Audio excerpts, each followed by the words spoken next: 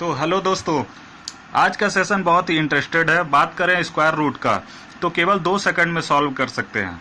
अगर आपको यकीन ना हो तो इस वीडियो को अंत तक देखिएगा, उसके बाद आपको खुद का खुद लगने लगेगा कि स्क्वायर रूट को इतना जल्दी भी सॉल्व कर सकते हैं। तो शुरू करते हैं। तो अगर आपने अभी तक मेरा चैनल सब्सक्राइब नहीं किया है तो प्लीज़ सब्सक्राइब कर लें तथा बेल आइकन को भी क्लिक कर लें, क्योंकि इस तरीके के टॉपिक मैं हमेशा लेकर आते रहता हूं और रेगुलर लेकर आ रहा हूं। तो ये छोटे जरूर हैं लेकिन है बड़े काम के।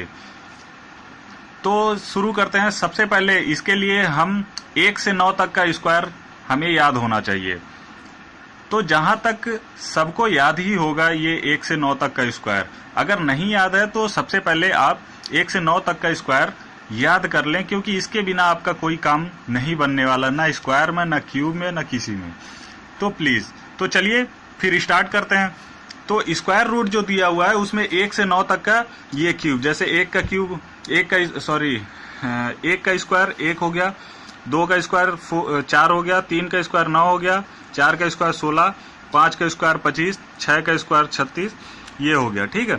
अब इसमें हमको क्या देखना है कि जैसे ये 1 आया हुआ है, 1 के स्क्वायर का 1 आया हुआ है और 9 के स्क्वायर का भी इकाई अंक 1 आया हुआ है। ठीक है। तो जहां जहां पर 1 आ रहा है, तो जैसे ये पहले 1 के स्क्वायर का भी 1 आया इकाई अंक और 9 का भी, तो 1 कहां कहां आ सकता है, मतलब अगर किसी भी संख्या के इकाई अंक पर 1 आ रहा है तो उसका स्क्वायर या तो 1 या तो 9, इकाई अंक में एक या तो 1 आएगा या तो 9 आएगा। ठीक है। और जैसे अगर ये 4 दिया हुआ है, 4 यहाँ भी है, 2 के स्क्वायर में भी और 8 के स्क्वायर में भी इकाई अंक पे 4 है। तो इससे हमको क्या पता चल रहा है कि जहां पर भी इकाई अंक में 4 रहेगा, किसी भी स्क्वायर रूट के इकाई अंक पे 4 रहेगा, तो उसका जो आंसर आएगा वो या तो इकाई अंक पे 2 रहेगा या तो 8 रहेगा। ठीक है। तो इस बात को ध्यान रखेंगे। जैसे कि ये 9 है, अब ये 9 है तो 9 कहाँ कहाँ है, 7 का स्क्वायर और 3 का स्क्वायर, ये दोनों में 9 है ये। तो इनके इकाई अंक यानी कि जो 9 कहीं भी किसी के भी स्क्वायर रूट पे अगर 9 है तो उसका जब आंसर आएगा तो इकाई अंक में 3 रहेगा या तो 7 रहेगा। ठीक है। तो चलिए फिर इसी तरीके का एक आध क्वेश्चन हम सॉल्व करते हैं। तो जैसे ये रूट 82 81 है। ठीक है। तो इसको जब हम सॉल्व करते हैं तो सबसे पहले हम क्या देखते हैं,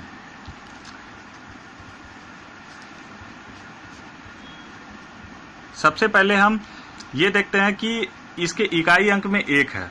तो इकाई अंक पे 1 है यदि, तो क्या आ सकता है, जैसे कि आपको मैं बताया था, इकाई अंक पे अगर 1 है तो या तो 1 आएगा या तो 9 आएगा। ये 1 या तो ये 1 या तो 9।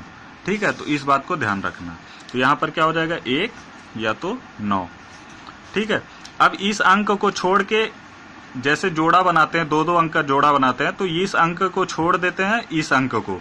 अब ये जो 82 है ये हम देखते हैं कि किसके टेबल में आता है, तो ये किसी के टेबल पे नहीं आता है, तो 41 के टेबल में आता है, उससे मतलब नहीं है हमको। हम ये देखते हैं कि ये 9 का स्क्वायर 81 हो जाता है और 10 का स्क्वायर हो जाता है 100। तो ये दोनों के स्क्वायर के बीच में आता है। तो ये जो 9 का स्क्वायर है, अगर उससे ये ज्यादा है, मतलब जो भी कम संख्या आएगा, जो भी कम संख्या वाला स्क्वायर आएगा उसको हम लिख लेते हैं। तो ये हो जाएगा 9। ठीक है। अब उसके बाद इस 9 का इससे 10 से इंटू करते हैं, 9 का 10 से इंटू कर देते हैं, तो ये हो जाएगा 90। ठीक है। अब ये 90 जो है, इस 90 से ये 82 कम है, जो 90 आया है उससे 82 कम है। अगर ये जो 82 है ये कम है इस 90 से, तो जो कम होगा वही आंसर आएगा। तो ये कम वाला आप यहां पर लिख दीजिए, तो ये आपका आंसर हो गया। ठीक है। तो देखिए यहाँ पर कुछ नहीं करना है। ये जैसे इसको, तो ये तो 1 था, तो इसको आप समझ गए होंगे कि अगर एक इकाई अंक पे तो 1 होगा या तो 9 होगा। और जो 82 है इसको क्या करना है कि इससे किस से, जैसे 9 के स्क्वायर जो होता है 81 होता है और 10 का स्क्वायर 100 होता है। अब इसके अलावा इसके बीच में कोई स्क्वायर तो होता नहीं है। ठीक है। तो 9 का स्क्वायर या तो 10 का स्क्वायर। अब ये दोनों के बीच में आ रहा है ये, तो जो 9 जो कम वाला रहेगा उसको हम सबसे पहले लिख लेते हैं, और जो कम है उसके बाद फिर ये 9 का इस 10 से इंटू कर देंगे तो ये 100 हो जाएगा, 90 हो जाएगा। और 90 जो है 90 से ये 82 कम है, तो अगर कम है तो ये कम वाला संख्या लिखेंगे। अगर इस 90 से ये 82 जो है, मतलब अगर 92 हो जाता, 92 या 95 हो जाता तो ये बड़ी वाली संख्या लिख देते। तो चलिए ठीक है, अगला नेक्स्ट क्वेश्चन हम देखते हैं, तो उसमें और भी क्लियर हो जाएगा हमारा।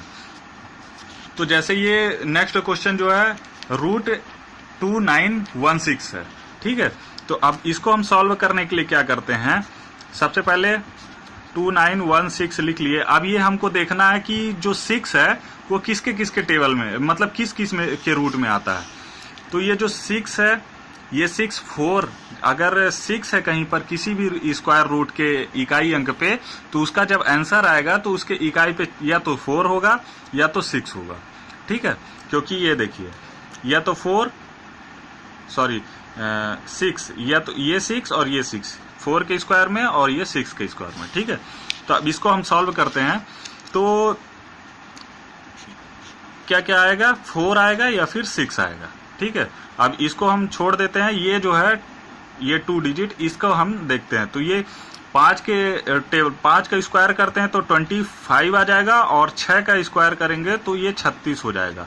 और ये कितना है, 29 है, ये 29 है, ठीक है। तो 5 का स्क्वायर जो कम है उसको हम सबसे पहले ले लेते हैं, तो 29 से 25 कम है, इसलिए 25 का स्क्वायर हम ले लेते हैं, यहाँ 5 आ जाएगा।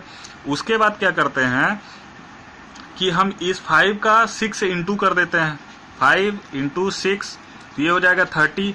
अब ये जो 30 है, 30 से 29 कम है, ठीक है। अगर 30 से 29 कम है तो कौन सा लेंगे संख्या, ये कम वाला, तो यहाँ पर 4 लिख देंगे, तो ये आपका आंसर हो जाएगा, ठीक है। अब उसके बाद एक नेक्स्ट क्वेश्चन देखते हैं, और ये 5 डिजिट का हो जाता है, ठीक है। तो इसमें हम देखते हैं क्या करना होता है। इसमें भी सेम वैसा ही प्रोसेस है, इसमें भी कुछ अलग नहीं है। तो इसमें क्या करते हैं, √64009।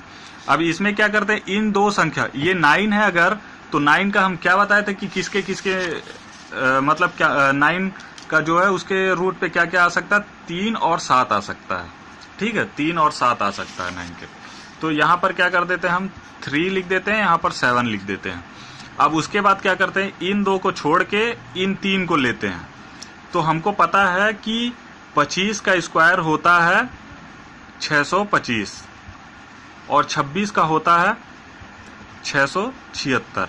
अब ये दोनों के बीच में है ये 640, ठीक है। अब उसके बाद क्या करना है, जो कम वाला है ये तो हमको पता चल चुका है कि जो कम है उसको हम लेते हैं, तो कम 25 हो गया।